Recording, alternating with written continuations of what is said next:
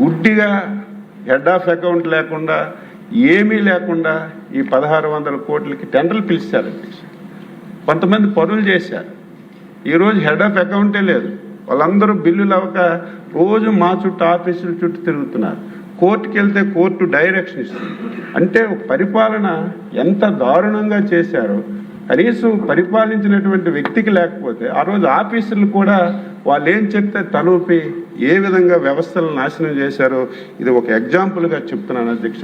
ఇటువంటి కార్యక్రమాలన్నీ చేశారని ఈ సందర్భంగా తెలియజేస్తాం.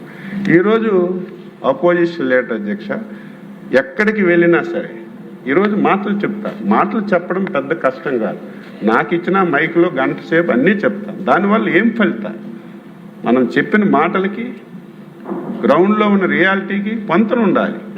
ఈరోజు రైతులు కానీ ప్రజలు కానీ అంత అమాయకులు కాదు. మనం చెప్తున్న మాటలు ఎంతవరకు అమలు జరుగుతున్నాయో ప్రతి ఒక్కరూ గమనిస్తున్నారు. ఎక్కడికి వెళ్ళినా నేను ముఖ్యమంత్రిగా ఉండేటప్పుడు 7,700 కోట్లు ధరల స్థిరీకరణకి నిధులకు పెట్టాను.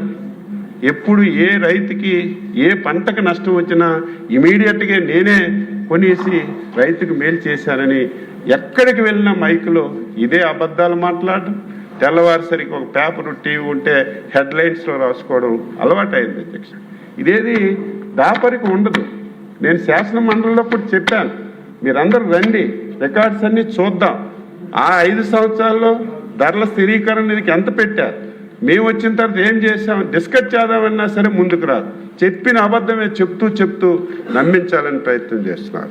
7,700 కోట్లని ఒక దంపుడు ఉపన్యాసాలు అధ్యక్ష. తీరా రికార్డ్స్ అన్నీ నేను చూస్తే వాళ్ళు బడ్జెట్లో పెట్టింది 2,140 కోట్లే 5 సంవత్సరాలు బడ్జెట్లో పెట్టారు అధ్యక్ష. పెట్టారు బడ్జెట్లో, కానీ ఖర్చు పెట్టింది కేవలం 1,475 కోట్లే పెట్టారు అధ్యక్ష.